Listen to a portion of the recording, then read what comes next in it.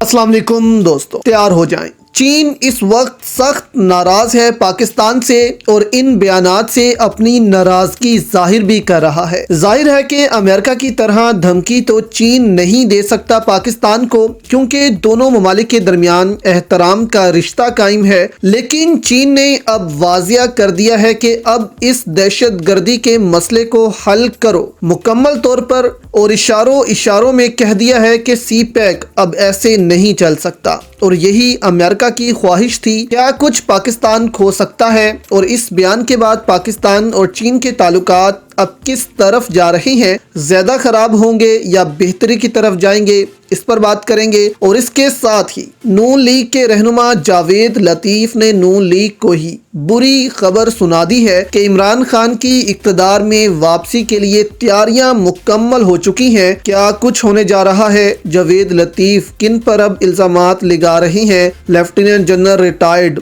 सलमान गनी का क्या किरदार है? सारी सूरत हाल आपके सामने रखते हैं। डिटेल में आगे बढ़ने से पहले दोस्तों इस वीडियो को लाइक भी करें। अब इमरान खान के दौर में जब दोस्तों चीन की बस पर हमला हुआ था, तो उस वक्त चीन ने सिर्फ इस एक प्रोजेक्ट पर काम रोका था, बाकी मंसूबों पर काम जारी रहा था। लेकिन इस दफ़ा चीन ने सारे मंसूबों पर काम रोक दिया है और तकरीबन 900 से ऊपर चीनी इंजीनियर्स पाकिस्तान छोड़ गए हैं। सी पैक के तहत जो डैम्स बन रहे थे, सड़कें बन रही थीं, सब पर काम रुक चुका है। अब आप सोचें कि कभी अमेरिकी प्रोजेक्ट्स पर क्यों ऐसे हमले नहीं हुए, चीन पर ही हमले क्यों होते हैं, जबकि टीटीपी या अफगान तालिबान का सबसे बड़ा दुश्मन तो अमेरिका था।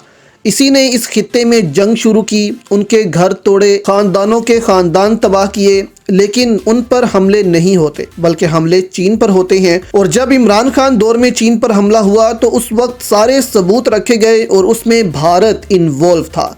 अमेरिका भारत मिलकर सी पैक को ख़त्म करना चाहते हैं और अभी भारत को लेकर एस्टेब्लिशमेंट ने क्या इजाज़त दे दी है हुकूमत को, इस पर भी बात करेंगे। अब चीनी वजारत खारजा ने इस सारे मामले पर रद्द-ए-अमल जाहिर कर दिया है अपना। चाइना के दारुल हुकूमत बीजिंग में चीनी वजारत खारजा ली जयान ने पाकिस्तान में चाइना के इंजीनियर्स कत्ल होने के बाद अहम तरीन बयान जारी किया है।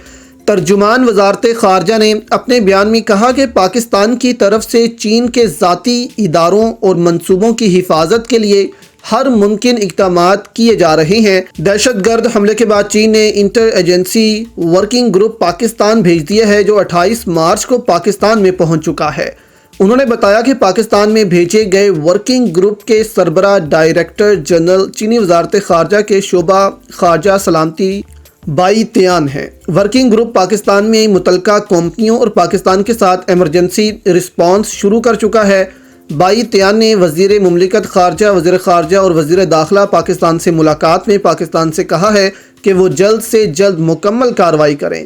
तर्जुमान चीनी वजारत खारजा का कहना था कि बाई त्यान ने वाजिया किया कि दहशत गर्द हमले की तहकीकात करके सिक्योरिटी रिस्क को मुकम्मल ख़त्म किया जाए और पाकिस्तान में चाइना के अमले के इदारों और मंसूबों की हिफाजत यकीनी बनाने के लिए तमाम मुमकिन कोशिशें भी की जाएँ।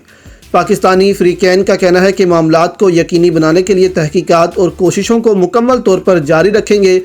तर्जुमान का कहना था कि पाकिस्तान चीन के ज़ाती मंसूबों और इदारों की हिफाजत के लिए तमाम मुमकिन इक़दामात कर रहा है, जिसके लिए चाइना का ये वर्किंग ग्रुप पाकिस्तानी हुकाम के साथ मिलकर काम करेगा। अब देखें, चीन ने कुछ अरसा पहले पाकिस्तान को ये ऑफ़र भी की थी कि सी पैक की सिक्योरिटी जो है वो चीनी फ़ौज के हवाले कर दी जाए, यानी जहाँ जहाँ चीनी प्रोजेक्ट्स होंगे या चीनी वर्कर्स इंजीनियर्स होंगे वहाँ चीनी फ़ौज तैनात होगी। लेकिन जाहिर है पाकिस्तान इसको तस्लीम नहीं कर सकता कि दूसरे मुल्क की फ़ौज पाकिस्तान में आए और पाकिस्तान की फ़ौज जो है वो उनको हिफाजत ना दे सके।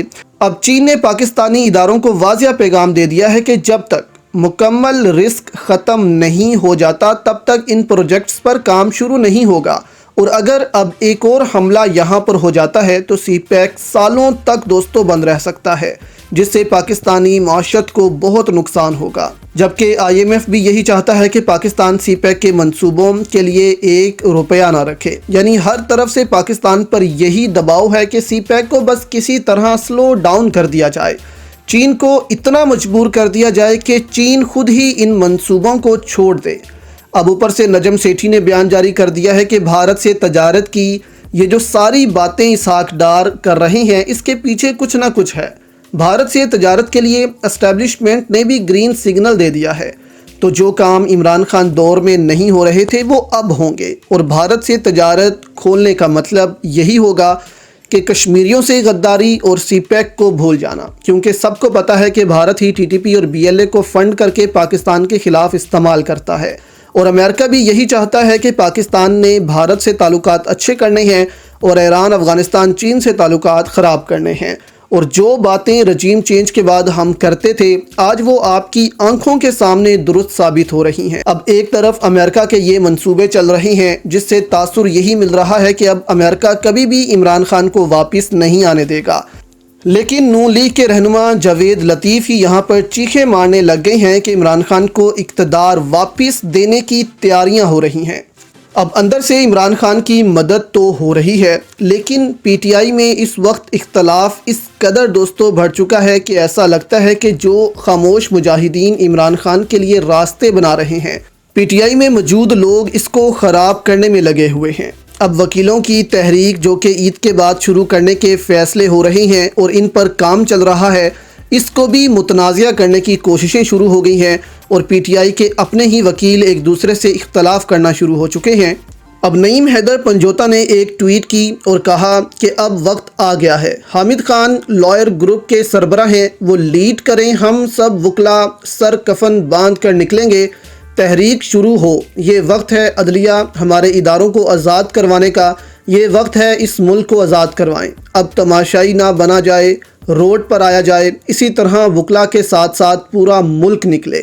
اب اس پر جیو پر بیٹھ کر حامد خان نے کہا، جو کہ پی ٹی آئی کے سینئر وکیل ہیں، انہوں نے کہا کہ کون پنجوتا، میں نہیں جانتا اس کو، ہوگا کوئی۔ صحافی نے پوچھا تھا کہ نعیم حیدر نے یہ ٹویٹ کیا ہے آپ سے متعلق، یعنی کیا آپ لیڈ کریں گے؟ تو انہوں نے اس پر کہا کہ دیکھیں جی، یہ وکیلوں کی تنظیموں نے دیکھنا ہے، تو اس سے پتہ چلتا ہے کہ وکیل ہی ایک دوسرے کے ساتھ نہیں ہیں، اور اندر سے اس تحریک کو روکنے کی کوششیں بھی ہو رہی ہیں۔ اس پر سلمان اکرم راجہ نے بھی ایسے اختلاف پر بولا کہ یہ صرف وکیلوں کا مسئلہ اب نہیں رہا ہے، بلکہ یہ اب پوری قوم کا مسئلہ بن گیا ہے کہ اس ملک کی عدلیہ کو بچایا جائے۔ لطیف کھوسا نے بھی اس پر کہا کہ ایجنسیوں نے سارے ملک کو یرغمال بنا کر رکھا ہوا ہے، تو ان اختلافات کا نقصان دوستوں اب عمران خان کو ہو سکتا ہے، کیونکہ خاموش مجاہد اندر سے پوری کوشش کر رہے ہیں کہ عمران خان کو اقتدار میں واپس لایا جائے۔ اب جاوید لطیف نے کہا کہ عمران خان کو اقتدار میں لانے کے لیے اندر سے پھر سے سہولت کاری شروع ہو چکی ہے، عمران خان کو اقتدار میں لانے کے لیے ماحول بنانا شروع ہو چکا ہے۔ اب جب جاوید لطیف سے پوچھا گیا کہ یہ سہولت کاری آخر کر کون رہا ہے، کون ہے وہ جو عمران خان کو اقتدار میں واپس لانا چاہتا ہے، جبکہ زیادہ تر تو جو دکھ رہا ہے ٹی وی پر یا اسٹیبلشمنٹ کا رویہ ہے وہ تو عمران خان کے خلاف ہی ہے۔ اب اس پر جاوید لطیف نے کہا کہ دیکھیں جی، جنہوں نے 9 مئی کروایا وہی اب عمران خان کی سہولت کاری کروانے میں لگے ہوئے ہیں، اب تو خط بھی آنا شروع ہو گئے ہیں۔ تو 9 مئی کی بات کی جائے تو اس میں تو الزام لیفٹیننٹ جنرل ریٹائرڈ سلمان غنی پر بھی لگا تھا، اور 2-3 اداروں کے اہلکار اس میں پکڑے بھی گئے تھے کہ عمران خان نے بغاوت کروانے کی کوشش کی ہے ادارے میں۔ تو کیا جاوید لطیف ادارے کے اندر ہی کچھ لوگوں پر الزام لگا رہی ہیں کہ انہوں نے ہی اب عمران خان کی پھر سے سہولت کاری شروع کر دی ہے اور عمران خان اب اقتدار میں واپس آ جائے گا؟ جاوید لطیف نے کہا کہ عمران خان جیل میں عیاشی کی زندگی گزار رہا ہے، بہت سہولیات مل رہی ہیں عمران خان کو جیل میں، اس کو کیا ضرورت ہے باہر آنے کی، وہ باہر سے اچھی زندگی جیل میں گزار رہا ہے۔ تو اس قسم کی باتیں جاوید لطیف نے دوستوں کی ہیں، اور نون لیگ کو ہی خبردار کر دیا ہے اور ان کو ہی پریشان کر دیا ہے کہ عمران خان کسی بھی وقت اب اقتدار کی طرف بڑھ سکتا ہے۔ لیکن یہ جو پی ٹی آئی کے اندر لڑائیاں شروع ہو چکی ہیں، یہ بھی ایک بڑا مسئلہ بنی ہوئی ہیں عمران خان کے جیل سے باہر آنے کا۔ آپ کی اس پر دوستوں کیا رائے ہے؟ ہمیں نیچے کامنٹس میں اپنی رائے ضرور بتائیے گا۔ اس ویڈیو کو لائک اور چینل کو سبسکرائب بھی ضرور کر لیں۔ اللہ حافظ۔